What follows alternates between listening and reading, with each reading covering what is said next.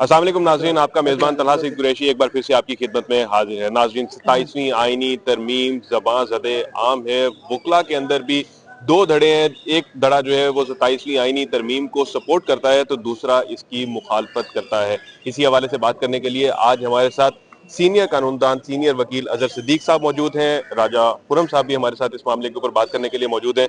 पहले जरा जो मुखालिफ धड़ा है उसका मौकफ ले लेते हैं, उनसे जानते हैं। सर, ये बताइएगा, क्या कहेंगे 27वीं आईनी तरमीम के ऊपर?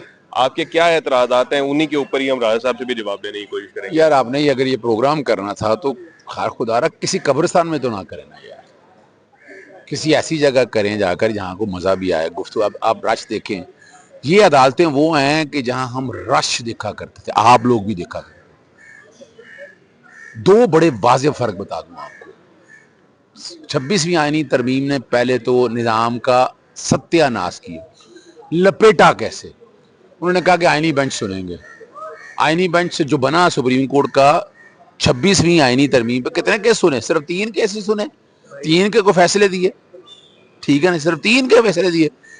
और यहां कहा गया कि आईनी बेंच बनेंगे सारी हाई कोर्टों में, तो क्यों नहीं बनाए?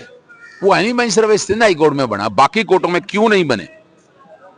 है ना, क्यों नहीं बने? बनने चाहिए थे, नहीं बने। अब ये रिकॉर्ड की चीजें सारी, जो मजेदार बात आपके सामने रखना चाहता हूं। अब क्या हुआ? अब समझिएगा कि 1973 का जो भुट्टो का आईन है ना, वो मैंने बड़ा बगौर मुताला किया हुआ है। मैंने पार्लियामेंट डिबेट देखी हैं हफीज पीरजादा की। जो उस वक्त आईन बनाया गया ना, तो उस वक्त सुप्रीम कोर्ट के 2 इख्तियारात रखे गए। एक एपलेट जुरिसडिक्शन की अपील सिविल सेशन से होती हुई सुप्रीम कोर्ट तक, एक उसको ओरिजिनल जुरिसडिक्शन दी गई। वो इसलिए दी गई और साथ आर्टिकल 187 ऐड किया कि लोगों को कई दफा इंसाफ नहीं मिलता, तो वो इंसाफ को फराहम करने के लिए ये सुप्रीम कोर्ट के इख्तियारात थे। अब इन्होंने क्या किया? इन्होंने जो 60 साल तारीख है सुप्रीम कोर्ट की, तबाह बर्बाद कर दी। उन्होंने कहा कि आर्टिकल 189 के तहत वफाकी आईनी अदालत है ना, उसके फैसले सुप्रीम कोर्ट पर पाबंद होंगे। आर्टिकल 189 सुप्रीम कोर्ट की पुरानी तारीख नहीं माननी उसने, आज वो नई जुरिस्प्रूडेंस। फिर आपको पता है आजकल हीरे बैठ गए हैं माशाल्लाह। इतने आइन के केसेस किए हैं उन जजेस ने, और बड़ी तजर्बा है। कहाँ हमारे माजरत के साथ ये जितने जजेस आए वो पास्कू भी नहीं है यार, कॉलिनियस के, काउस के, हमूद रहमान के, मंजूर कादर के। हम लोग तो उनके पाँव पर यानी जूती के बराबर भी नहीं खिलाते माजरत के तौर पर, कि वो कानून के बहुत बड़े लोग थे। हम लोग कहाँ हैं यार खड़े हुए? फिर क्या कर दिया उन्होंने? फिर वो शुगल में आया, एआई टेक्नोलॉजी इस्तेमाल की। इसने कहा जहां जहां वफाकी आईनी अदालत, जहां सुप्रीम कोर्ट बदल दो। अटॉर्नी जनरल में भी लिख दिया कि अटॉर्नी जनरल वो होगा वफाकी आईनी अदालत का। आर्टिकल 17(2) में भी लिख दिया कि जनाब वफाकी आईनी अदालत। 63 में भी लिख, ये कौन सी तशरीह होनी है? फिर जो जजेस की ट्रांसफर, जिसका दिल चाहे जहां मर्जी एक एसएचओ बना लिया, एक हवलदार बना लिया आपने। फिर इसके बाद अगला जो सबसे खतरनाक, इम्यूनिटी दे दी लाइफ टाइम। हमारा दीन नहीं देता, किस बात करी जाए? आपको इम्यूनिटी मिलती होती है कि आप अपने काम जो ईमानदारी से किए हैं, गुड फेथ में। बैड फेथ में कभी भी इम्यूनिटी मिलती। तो ये वो तरामीम जो मेजर हैं, और लेना भी था तो इस पर अवामी राय लेते। जैसे 18वीं तरमीम के लिए कुछ 9 साढ़े 9 माह लगते। कर सकते हैं आप तरमीम, है हाँ, मैं नहीं ये बात, लेकिन जो ये जितनी भी तरामीम की हैं, बेसिक स्ट्रक्चर, अदलिया की आज़ादी और पाकिस्तानी तारीख जितनी भी है उसके मुतसादा। अजहर साहब ने जो अपना पॉइंट दिया, राय साहब आपने भी सुना, क्या कहेंगे इसके ऊपर आप? अजहर साहब तो अब अदलिया को भी कब्रिस्तान कह रहे हैं। इस जो आईनी तरमीम है 27वीं, इसको भी मुकम्मल तौर के ऊपर रद्द करते दिखाई दे रहे हैं। आपका इसमें क्या टेक है? बिस्मिल्लाहिर्रहमानिर्रहीम। देखिए जी, इनके इस मौक़िफ़ में इनका जवाब है कि ये फरमा रहे हैं कि अब देखिए यहाँ पे तो कोई रश नहीं रहा और इन अदालतों में अब कोई केस नहीं लगता, और ये आईनी अदालत में 3 केस जो है ना वो सुने हैं, जिसकी वजह से यहाँ पे रश खत्म हो गया है और अब वो आईनी अदालत जो है ना वहीं पे सारा काम हो रहा है। तो अब देखिए कि यहाँ पे अब केस लगना शुरू हो गया आम बंदे का, आम इंसान को जो इंसाफ की तलाश थी ना वो मुकम्मल हुई।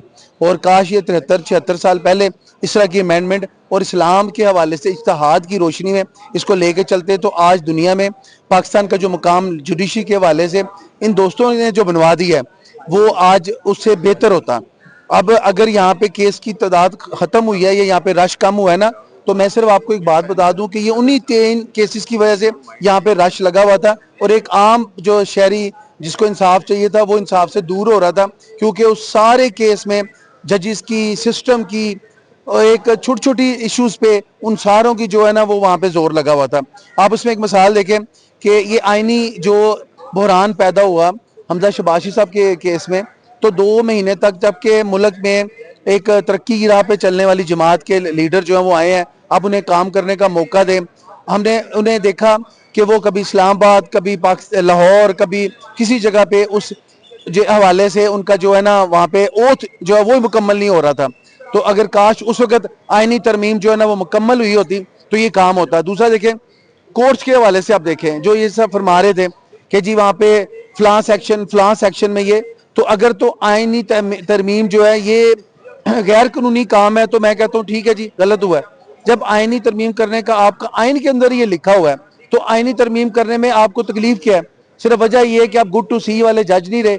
उन चैम्बरों से चौधरी मोहम्मद एहसन बून साहब जो हैं उन्होंने मेंबर जुडिशल बन के, उस वक्त गवर्नमेंट ने जो उसके मेंबर्स आके, अपोजिशन के भी मेंबर बीच में आके, तो उन्होंने चैम्बरों से निकाल के जो इसकी नॉमिनेशन है, जो इसकी चूज है, जो पिक है, उसको उन्होंने मुंतखब करने पे ले आए हैं, उन्हें वहां से वोटिंग से उनको इलेक्ट करने पे ले आए हैं। तो ये क्या तरमीम गलत है? अच्छा राय साहब, इसमें माजरत आपकी बात काट रहा हूँ, मुझे ये जरा बताइएगा कि क्या समझते हैं कि जैसे अजहर साहब का भी पॉइंट था और बहुत सारे वकला जो हैं वो इस चीज के ऊपर मुत्तफिक भी हैं कि 27वीं आईनी तरमीम के बाद सुप्रीम कोर्ट की जो सुप्रीम हैसियत थी वो खत्म हो गई है, इस पे आपका क्या कहना है? देखिए, ये अदालत के हवाले से इनका जो ये मौकफ है ये बिल्कुल गलत है। सुप्रीम हमेशा सुप्रीम ही रहेगी। देखिए, आपने अभी सिर्फ लाइन ऑफ एक्शन जो है ना उसके हवाले से अपनी जो ना इसके बाइफरकेशन हुई है, ये बिल्कुल गलत बात है कि जी सुप्रीम कोर्ट का या आईनी कोर्ट का कोई इख्तलाफ है या हाई कोर्ट का कोई इख्तलाफ है या वकला की वहां पे क्यादत के हवाले से कोई मसला है। अल्हम्दुलिल्लाह सुप्रीम कोर्ट में इस वक्त इंडिपेंडेंट ग्रुप के प्रेसिडेंट है, जो सेक्रेटरी जनरल है, पूरी कैबिनेट है, तो वो पूरे पाकिस्तान में से वकला की आवाज बुलंद होके तो यहाँ पे आके मुंतखब हुए हैं और उन्हीं के ही जो कायद है, उनके सरबराह आजम जी तार साहब वहां पे बैठे हैं। तो इसका मतलब है बार और क्यादत और इस वक्त गवर्नमेंट एक पेज पे है। ये चंद लोग जो हैं ये पहले भी अदालतों को यही कह के उनका जो है ना वो मजाक उड़वाते थे कि जब ये यहाँ पे आके उन्होंने अपने केसेस के हवाले से बगैर सबूत दिए कोई काम किया तो उन्होंने अदालतों में डाल दिया। एक सिस्टम चल रहा है 1947 से आनवर्ड, वो बहुत कामयाब है। इनकी 27वीं और ये 26वीं तरमीम में भी इन्होंने अपना पार्लिमानी किरदार निभाया ही नहीं। अगर आप अपने पार्लिमानी किरदार को निभाते, आप उसको कामयाब करते, तो मैं समझता हूँ आज इनको जगह जगह फोरम पे खड़े होके यह बात करने का, ये इतराज करने का, ये इस तरह के मामला को उलझाने का जिनको जरूरत ही ना पेश आती। बिल्कुल, जैसा कि अभी आपने अजहर सिद्दीक साहब की जुबानी भी सुना, राय साहब का पॉइंट भी आपने लिया। जो 27वीं आईनी तरमीम का मामला है, 26वीं आईनी तरमीम का मामला है, इसके ऊपर वकला जो हैं वो डिवीजन में नजर आते हैं। कल लाहौर बार के और लाहौर हाई कोर्ट बार के वकला की जानिब से एक रैली भी निकाली गई और रैली जो है वो लाहौर बार से शुरू होती, पहले लाहौर हाई कोर्ट पहुंची और यहाँ से वकला जो है वो इकट्ठे होकर चेयरिंग क्रॉस तक पहुंचे। और वकला की एक्शन कमेटी ने ये भी ऐलान कर रखा है कि ये रैली का सिलसिला जो है ये अभी शुरू हुआ है और हर जुमेरात को जो है वो ये रैली निकाली जाएगी। ये ऊंट जो है इस आईनी तरमीम का किस करवट बैठेगा, इसका हमें भी इंतजार है। हमारे साथ जुड़े रहिएगा और इस हवाले से तमाम तरह अपडेट्स जो है वो आप तक इसी तरह से पहुंचाते रहेंगे। अल्लाह निगहबान।